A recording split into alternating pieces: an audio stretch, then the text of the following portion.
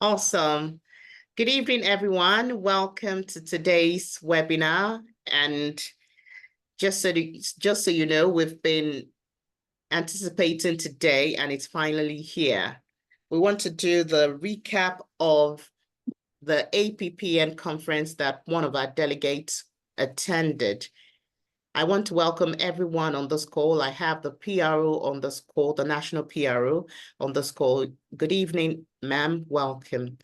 And lovely faces I'm seeing, even though people are not putting on their video, but I can imagine that you're all lovely faces. So I bid you welcome.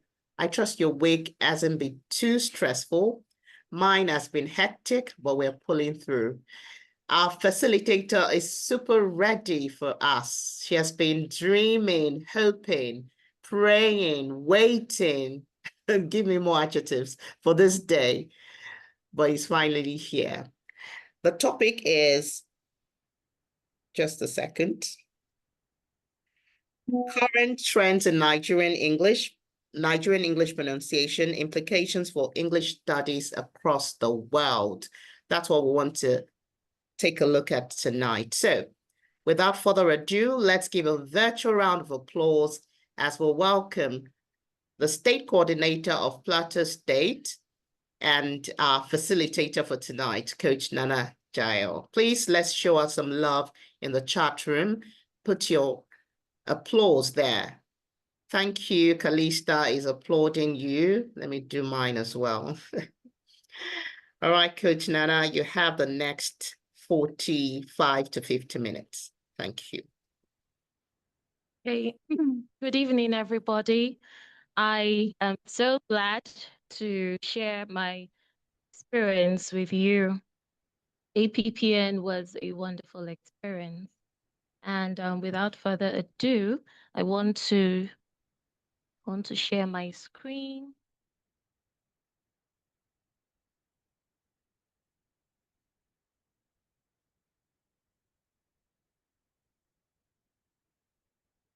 Can we see it?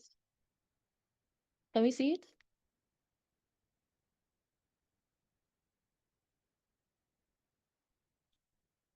Please, you can see the screen. Yes. Can we see the screen? Yes, ma'am, we can. Okay, all right. So the convention was a 2 days convention. It was a 2 days conference and workshop.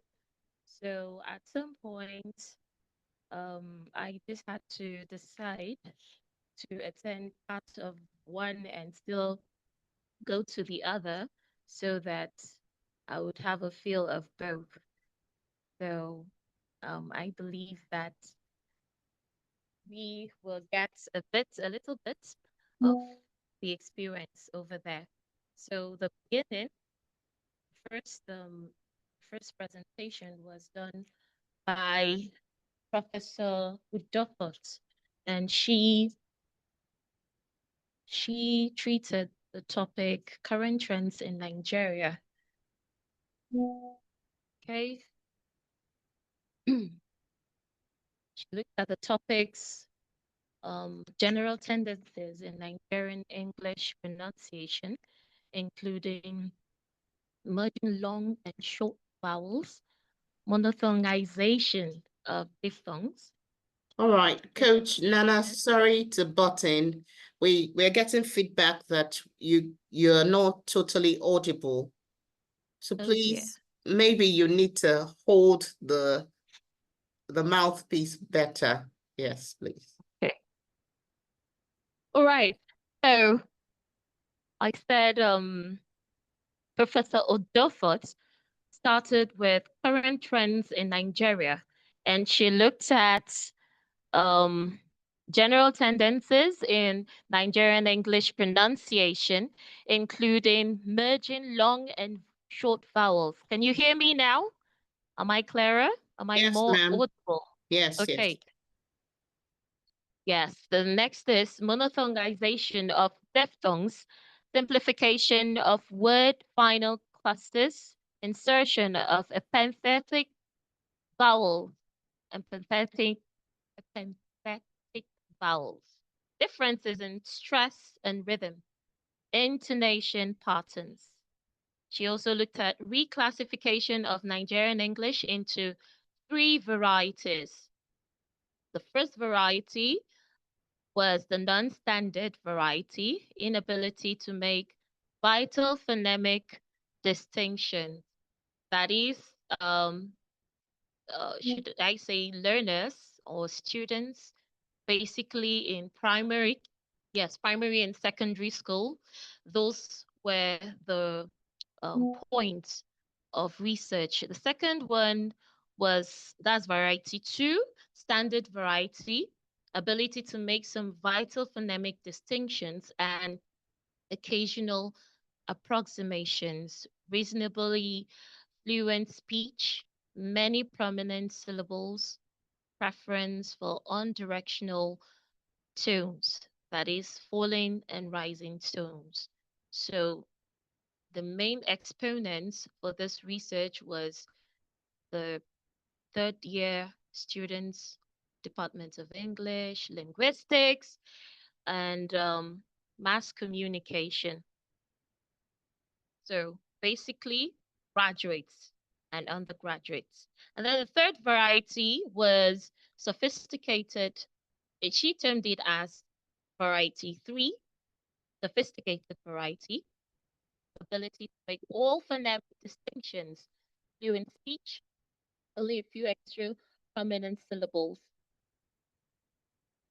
All right. And then those who are able to overcome the mother tongue interference. The implication for this research was the rise of Nigerian English may also influence anthropology. Your audio is low.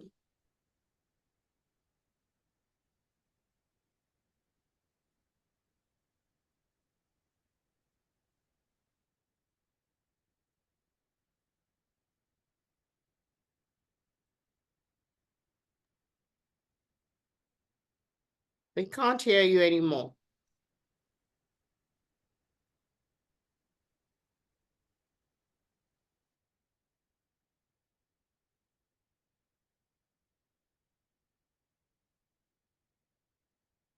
We can't hear you anymore.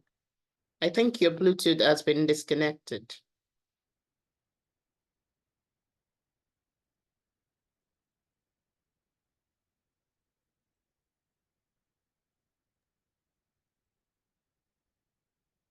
Hello, Coach. Hello, can you hear me now? Yes. I have Yeah. increased the volume to the very maximum, so I hope it's better now. Yes, it is. You can just be looking at the chat once in a while, just in case the audio goes off again. I'll quickly alert you via chat instead of butting into your conversation. Right. So we also looked at, okay, but into declassification of Nigerian English into three varieties. Okay, sorry, I think I'm done with this slide. Yes. So the summary of her presentation was based on features pronunciation of English in Nigeria as observed in productions of selected Nigerians who have been isolated. This goes to confirm that Nigerian English has features that can identify from other varieties of world Englishes. Well, I'm not sure that word is in existence, but she used it a lot in her presentation. It has been shown that there are particular segmental phenomena and practices that are peculiar to Nigerian pronunciation. These include fewer vowels and consonants resulting from the approximants of some English segments to close equivalents of Nigerian languages. Okay, some vowels and consonant processes have also been identified, some of which include final consonants, non-release, simplification of consonant clusters, and monophthongization of diphthongs and triphthongs. Okay,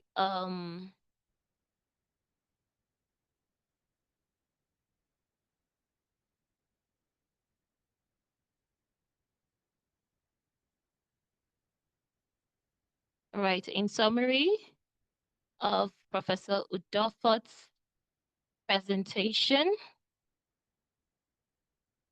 okay, we have supersequential phenomena, tendency to have a proliferation of stress syllables resulting from non-reduction of vowels was identified. Features of Nigerian performance is shown to cut across varieties and linguistic groups and to be significantly different from the performance of a native speaker. With regard to intonation, characteristic feature of Nigerian pronunciation identified includes a preference of on-directional intonation tunes rather than bi-directional ones, with the level tones being rarely ever used. Nigerian English rhythm cannot be neatly categorized as either stress timed or syllable timed. Rather, there is a tendency in one direction or the other.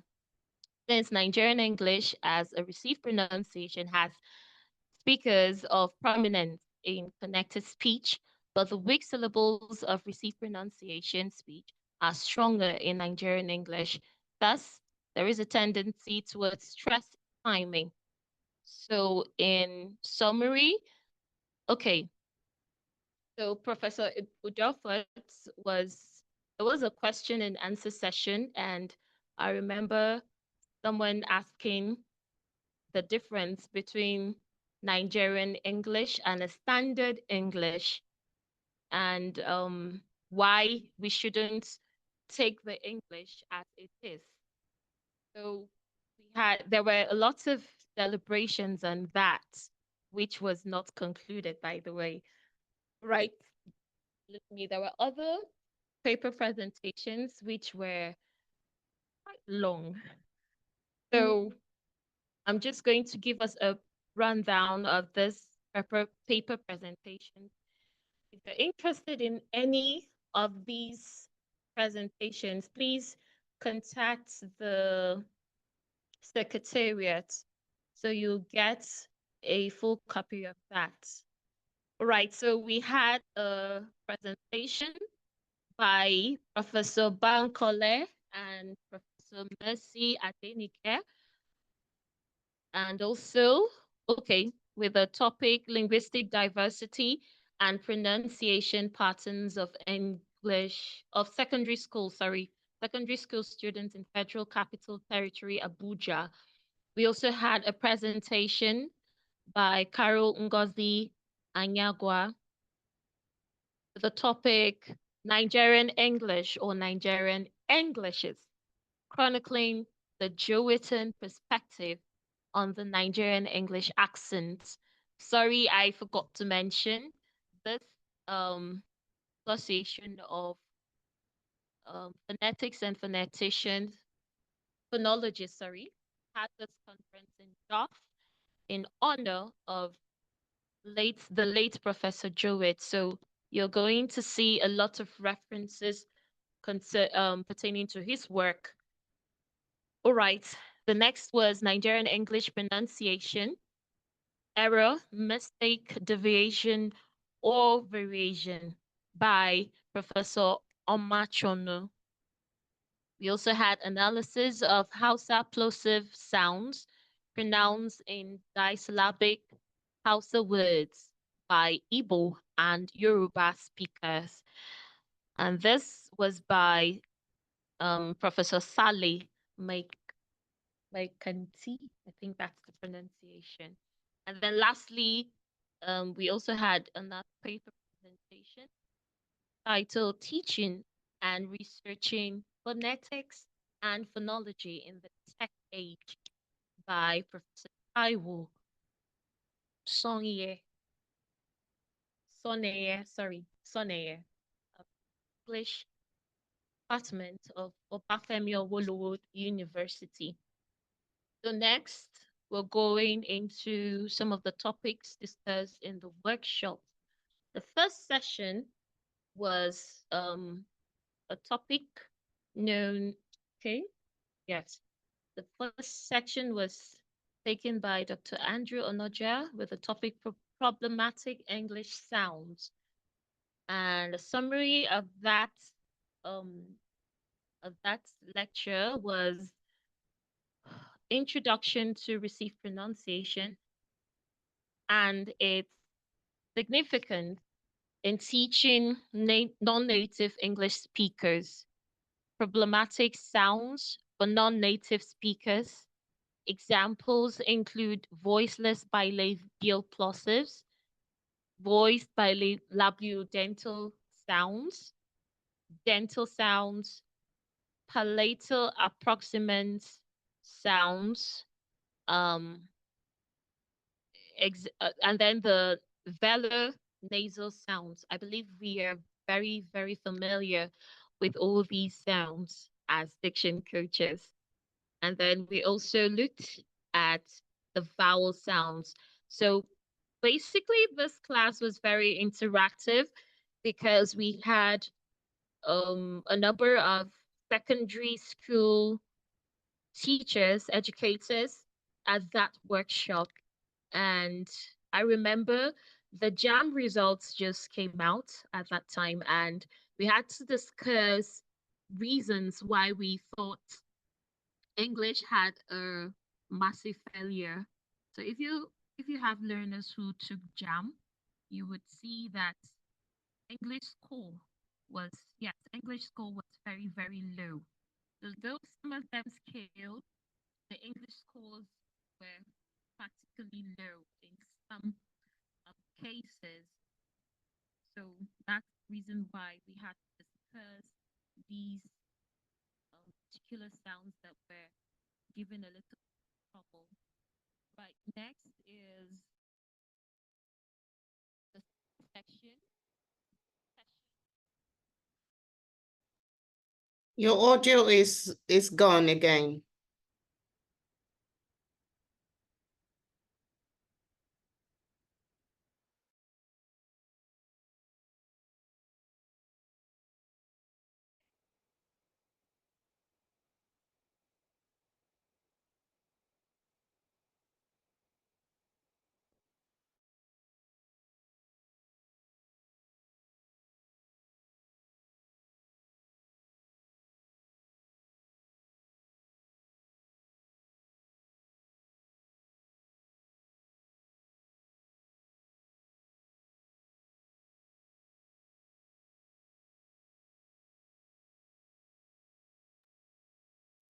We can't hear you. We can see your mouth moving, but we can't hear you. Okay. I just fixed the volume. Audible now? Yes, ma'am, we can now. Okay. So the second session of the workshop was about tackling commonly mispronounced words. So we looked at distinction between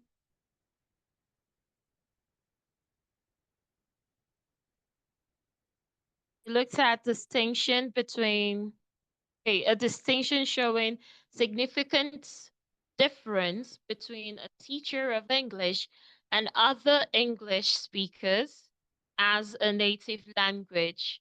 We all agree that English is not our native language, but the world is beginning to evolve. And for some of us, English became our first language. But then we heard and learned it in a very wrong way. But what makes a difference between an expert in this field and an ordinary English speaker is the way the person should be intentional about how he or she speaks. So speaking should be intentional by a professional. Professional shouldn't go to class or shouldn't speak in anywhere and have more errors or more flaws, more pronounced flaws than any other person. So, um, Professor sorry.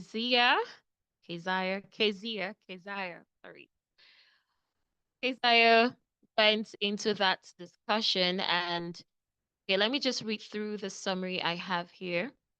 Through imperfections, okay, though imperfections are inevitable, attempts to improve must be necessary. Identify and correct pronunciation errors. Examples should include mispronounced words like debt, kernel, so seat, salmon, sachet. All right, so these are just examples which I already know that gym coaches wouldn't have a problem with that. Other examples include yacht, cosmetic, assume, stew, subtle, almond, bomb, would, should, boys, etc. Past tense ending, that's the ed ending. And then the other common errors include honor, debris, tsunami, chassis.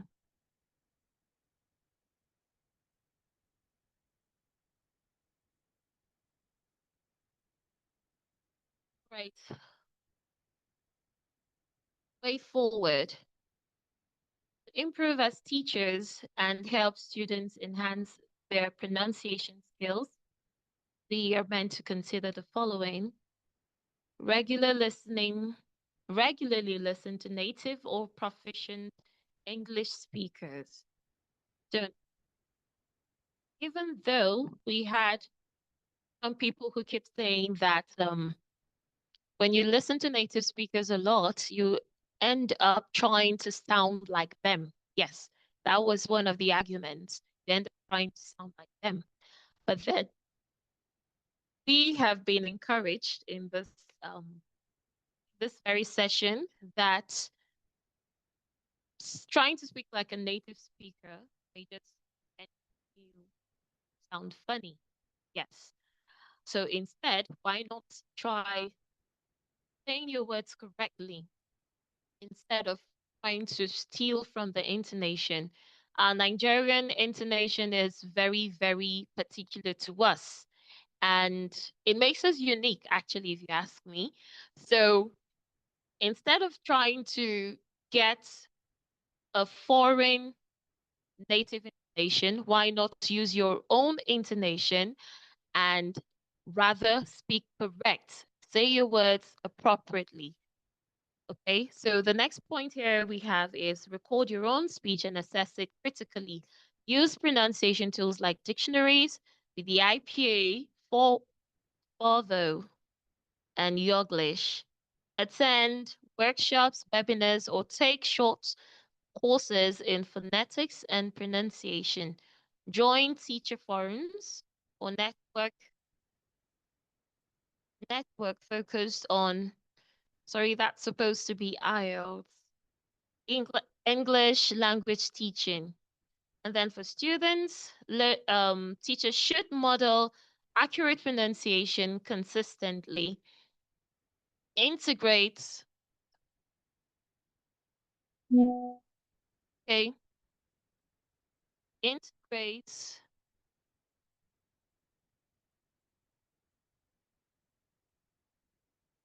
pronunciation activities into your regular lessons, not as afterthoughts. Students can be given daily transcription exercises as assignments throughout the term. Practice tongue twisters and role plays, develop fluency and accuracy.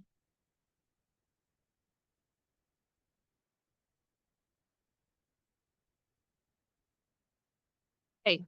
The third session was about oral English teaching at secondary schools. Common pedagogical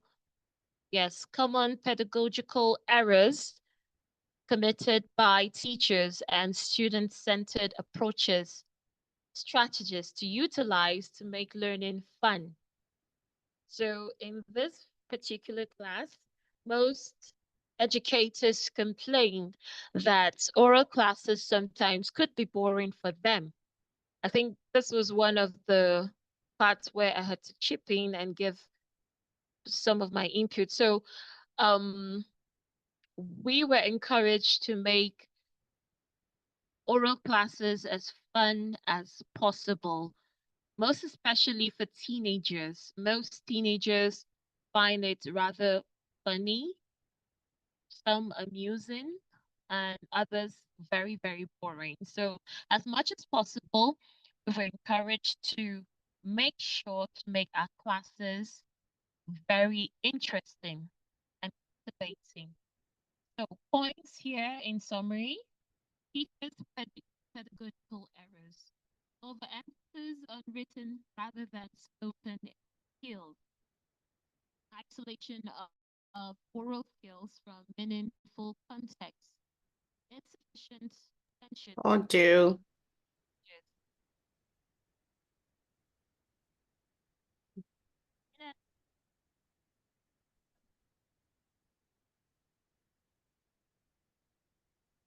You can try again. The audio went down, ma'am.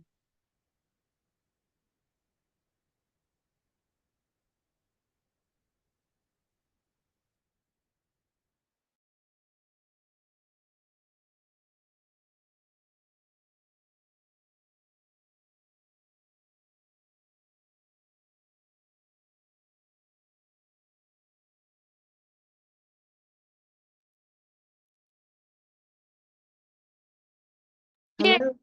Okay. Please Stop. go on. Right.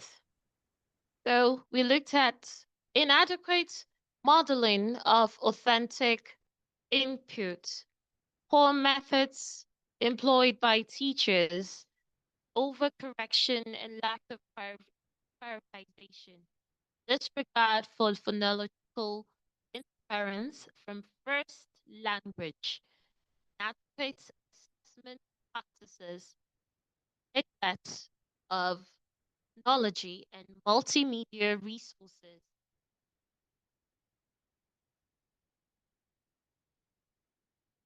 Okay, making oral instruction fun. Strategies include contextualized and meaningful practice. Okay, contextualized and meaningful practice, authentic communication activities, integrating cultural content. So, okay, let me just say one something here. Um, Here we were advised to use some cultural, or should I say, common things around us, something common to us, something common to our culture that can actually find a definition in English. So in this particular class, we discuss various ways which we could use English, sorry, make English, learning English the right way as fun as possible. So not just taking everything from the Western world, but using what we have here to make it fun. For example, you could start up a cultural day, use English, and find words that could represent, say, the soup or yes, dishes, types of dances, cultural practices. Could use find a representation of that in English. That would make it fun. So let me give us an example. Here over here in the north, there is this this thing they call yes, I came up with Gary, thing as simple as Gary. And I asked the question, I said, well, what do we call Gary in English? And someone suggested roasted cassava flakes, something like that. Yes, roasted cassava flakes. And we well, it was a fun class because people came up with so many things like kuli kuli, yes. Kuli kuli, the popular kuli kuli we know, snack that is popularly here in the north, and I think some places in the south, in the west, are familiar with it. So, um, people came up with so many names, represents items like that. So, one of the ways you can make learning oral English fun in your class is by bringing the local things you know and try to give it names in English. Try to give them representations in English. Okay, next is interactive and game-based approaches, gamification elements, technology enhanced interactive learning, multimodal sensory engagement, physical and kinesthetic activities, visual and tactile reinforcement, contextualized and meaningful practice, pronunciation bingo, tongue twister challenges, intonation pattern games, pronunciation bees. Next is technology enhanced interactive learning, speech recognition applications, digital pronunciation portfolios, visual reality simulations.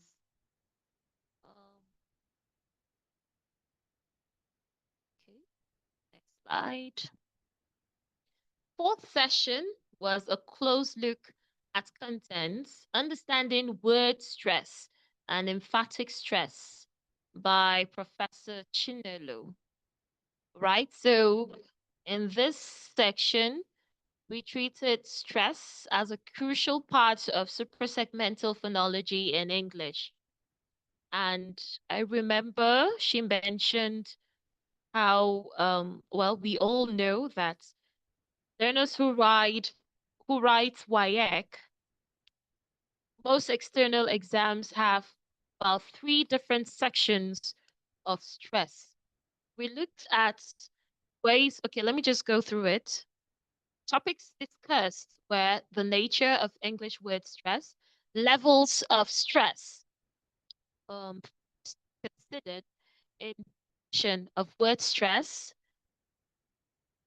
morphological complexity, words with clusters at the end of often carry stress on the last syllable, grammatical categories, nouns and verbs with 2 syllables often stress different syllables. First syllables for nouns, second syllables for verbs.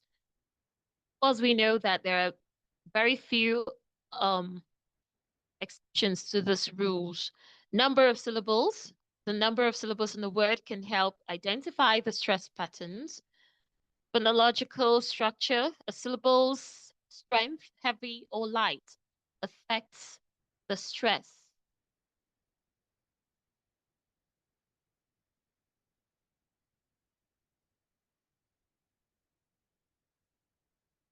Right. Other topics discussed were word stress rules, monosyllabic words, disyllabic words, disyllabic verbs, disyllabic adjectives, um, complex word stress, and word class pairs. Don't forget the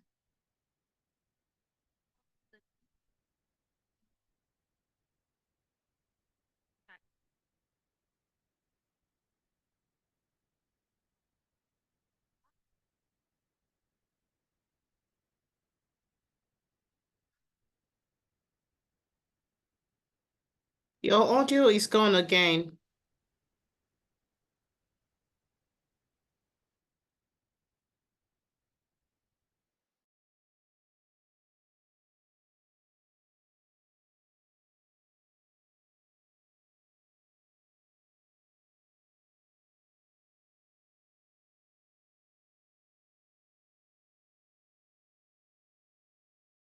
Please speak again.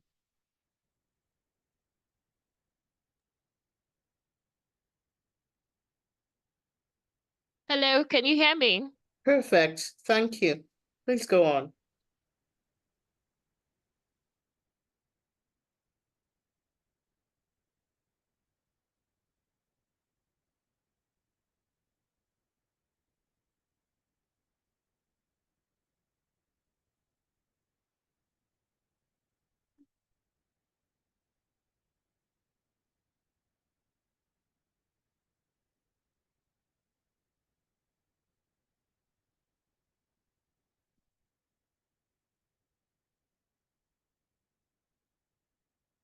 Right. Sorry. I apologize for that. Okay. Final session was on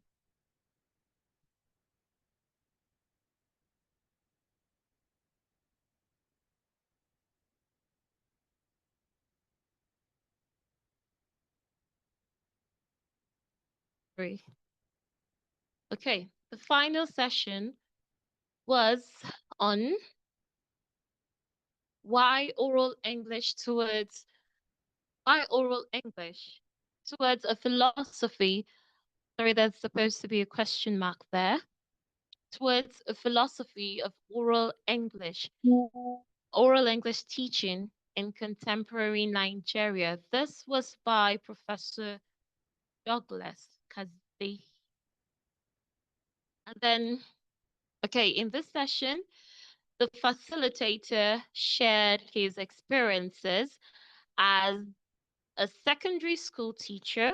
That was before he became a lecturer in the university, and explored the complexities of teaching oral English in Nigeria. He talked about how the English language came to us and using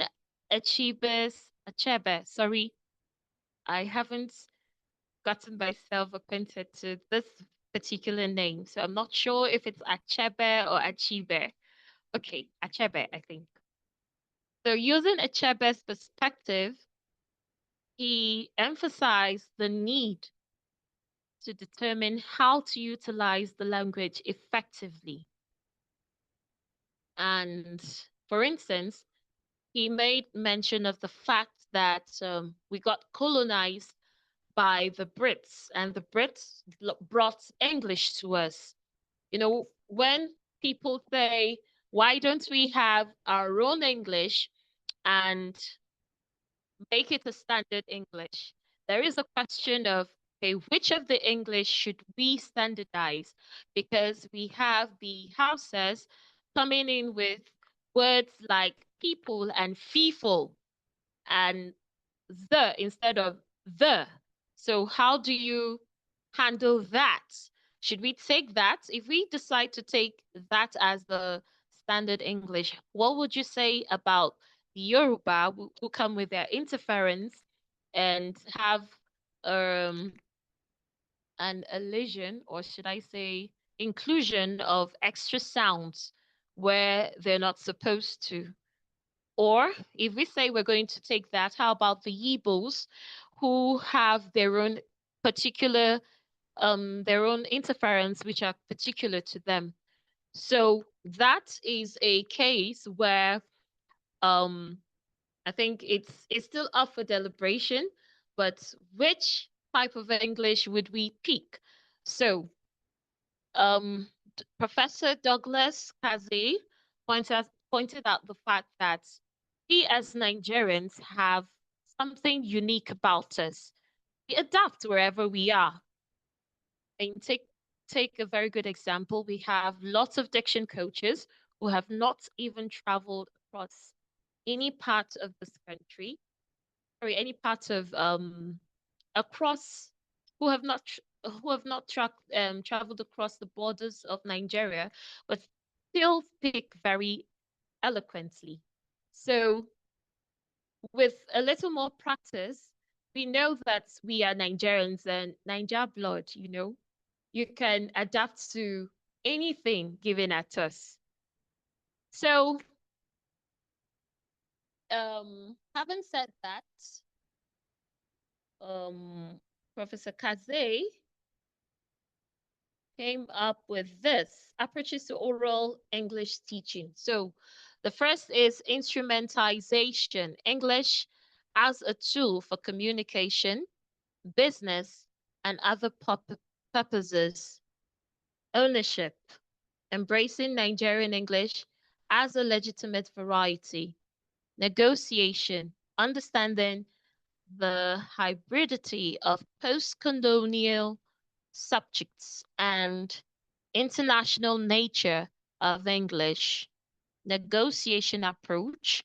This focuses on understanding the aim of oral English teaching, intelligibility, not accent modification, addressing mother tongue interference, managing the influence of indigenous languages on English pronunciation.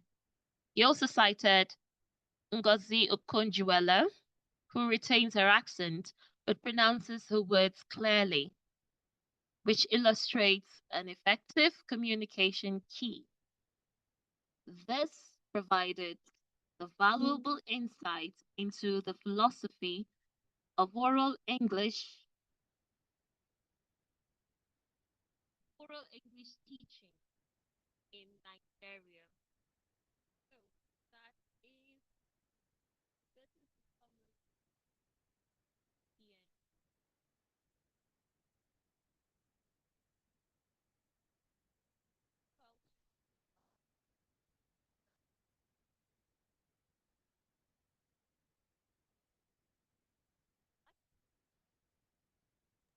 Well, Audio,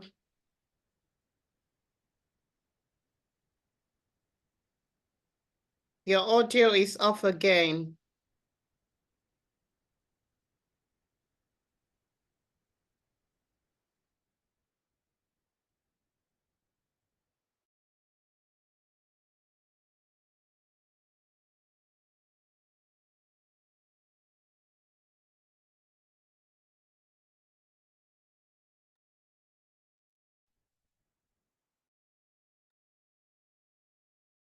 can you hear me? Yes, now. Okay.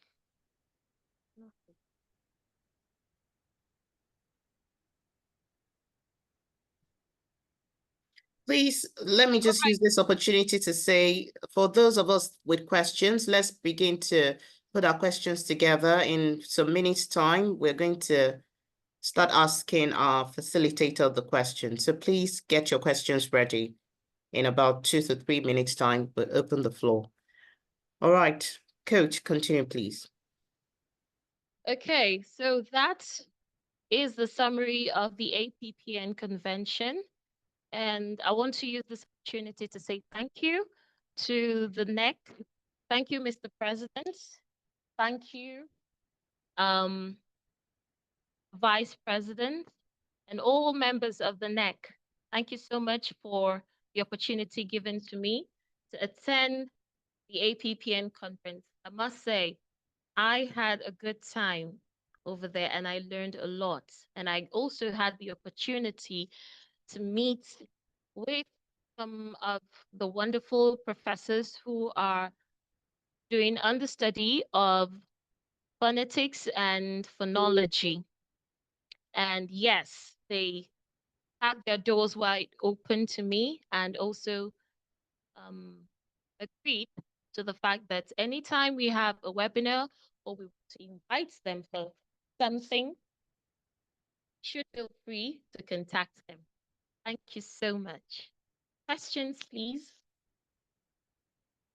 All right, thank you so much, our facilitator. Before we start asking questions, I would like us to put a virtual round of applause in the chat room to celebrate Coach Nana for our presentation. So let's just say thank you. We can put applauses. We can put thank you. The president is saying thank you most kindly, Coach Jael, for this resplendent presentation. Joy Ubella is also clapping for you. Coach TM is saying thank you, Coach, for sharing. JK's speech is also saying thank you. Thank you to everyone. So it's time for questions. We've got 5 to 7 minutes left in this webinar. So let's start asking our questions. If you've got questions, please raise your hand or you can type it in the chat room. Raise your hands. Coach Nana, you can stop sharing the screen so that they can see you clearly.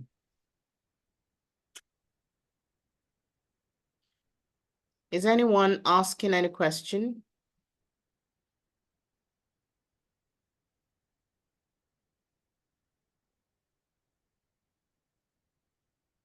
Question time. Let's ask a question. Coach Nana, I'm quite intrigued about the part where you said people were given names for Nigerian food names or Nigerian foods as we know them. And people were trying to look for names for Gary. I remember a document that came out some years ago where people were trying to give foreign names, or let me say English names, to our local delicacies here. In my personal bias to that would be, let our names remain as our names, and let the foreign names remain as the foreign names. That's my own prejudice, because a certain Italian food like tagliatelle would remain as tagliatelle, or spaghettini will remain like that. And let our Gary stay as Gary. Let our Kuli Kuli stay as Kuli Kuli. That's my own argument. I don't know if that would have been heard in that environment.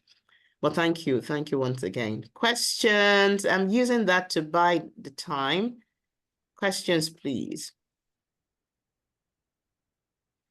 The president is saying, thank you. You are indeed a brilliant delegate. Okay, President, Titus Bankole would like to say something. Over to you, please.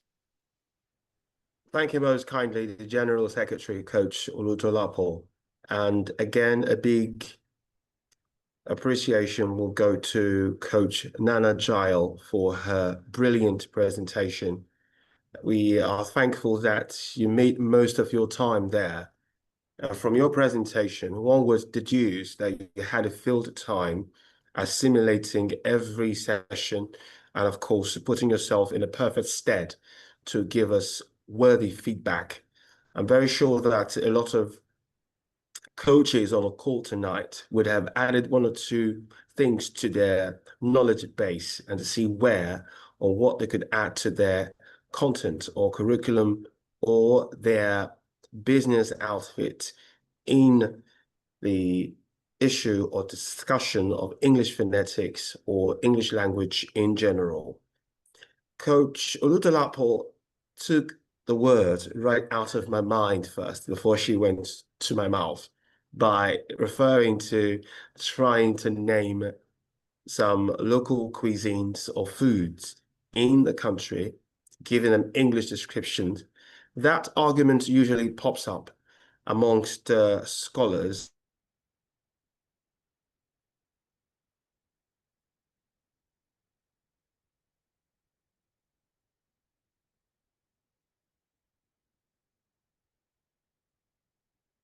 and instructors and experts here, in my own opinion, is not the relevance or the nomenclature, let me use that term to be more technical now, of these local things, is just as a way of alternative for better understanding, because like you made reference to spaghettini in Italy or Italian, you would also agree with me that even the word spaghettini has got a way of being pronounced in Italy. When you go to Italy today, you hear like zucchini, we say zucchini. You hear that they have their variations in terms of stress placement and intonation. So I will always argue that for the sake of better understanding for non-Nigerians, especially native speakers, if you want to give a description, for instance, if I attend a conference now where the majority of the audience are native speakers of English and they're not Africans or not Nigerians, more precisely, and I want to have a smooth interaction with them, smooth being the function of clarity and understanding. And I want them to get a full scope of what my deliberations, discussion, or presentation would be like. You'd want to agree with me that one of the things I'd give considerations to would be to minimize the inclusion of a lot of local or you have to say local content or expressions or words for better understanding. So it might suffice to say it would be a useful tool or alternative while we are maintaining the purpose or maintaining the originality of the names given to these local things. So I always argue for that.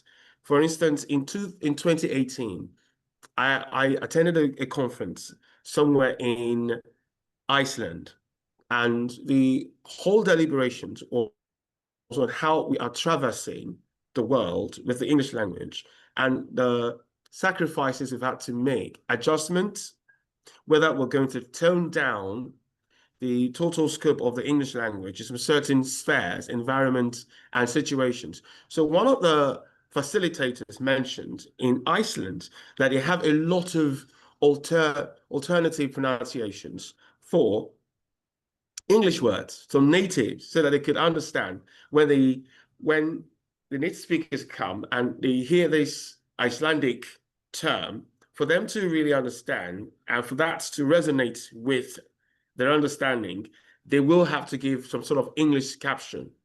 So I think my favorite name for one of the, I would say, problematic descriptions we've got is Gary, like they say Gary now. I would say we call it cassava granules. I remember that time when I mentioned cassava granules at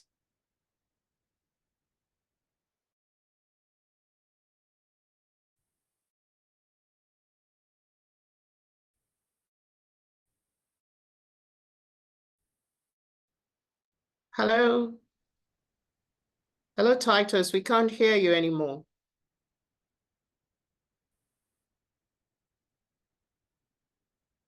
Uh-oh. Is it from my end?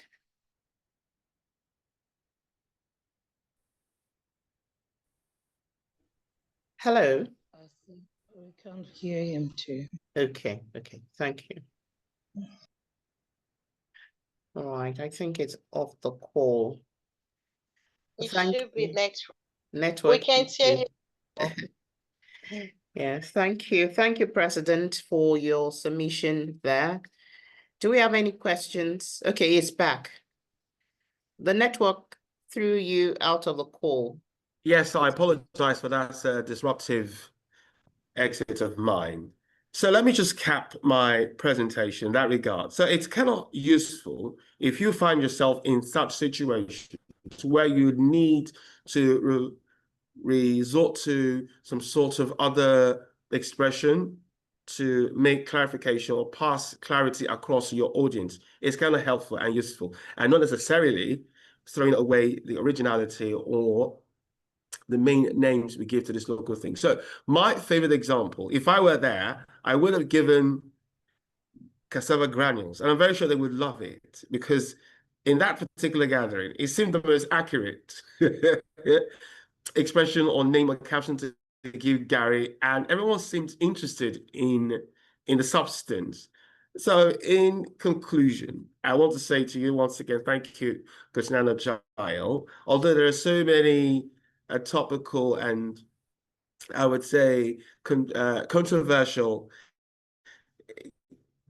sessions and topics and concepts there, but I guess we'll leave those for the books. And we're looking forward to another conference, and this time probably looking at the possibility of sending more delegates from other parts or more regions of the country where we've got Adcn chapters to also be a part of such scholastic and highly academic gathering.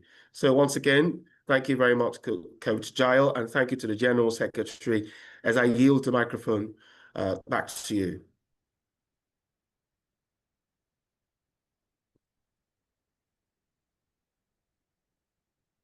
Coach Olutolapo, are you there? Yes, please, I am. Thank you so much. Thank you, everyone. All right, I was asking, do we have any more questions? Okay.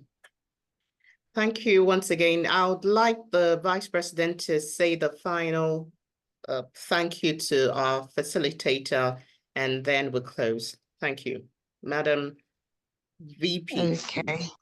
Okay.